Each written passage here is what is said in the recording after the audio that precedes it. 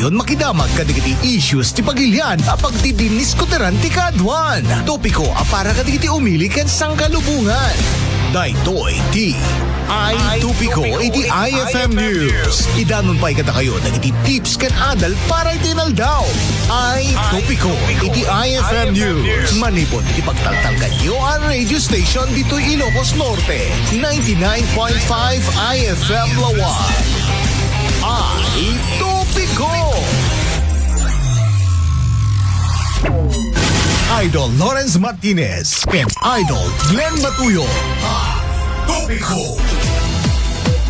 Oras si Tintero Pilipinas alas 5:52 mga idol, tuloy-tuloy tinteman panagapi pinadamag inata abiga at mga idol.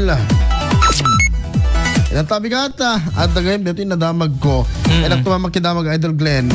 At ang kantiyan na tayo nga agipag dito yung barangay 22 Katuging San Nicolas. Ito man na kaamuan. Nagsarunod dakan nga na tayo agkaro ba dapat? Apay. Dakamo. Iso ti intay damaga isumborborcha. Agar ito'y namutoy bang natural death ba? Or ada tinang patay? Ano nga ta? Atake? Baka nakulam. Yan, ano yung apo? Speaking of kulam, di Biyernes, kada apo na kita'y nagpa-bless. Kada kita'y Biyernes ba? Or Sabado? Sabado de Gloria. Nagpa-bless tila na asin kan kandela. Diba? Para iwas na kasi amo mo na unnatural being.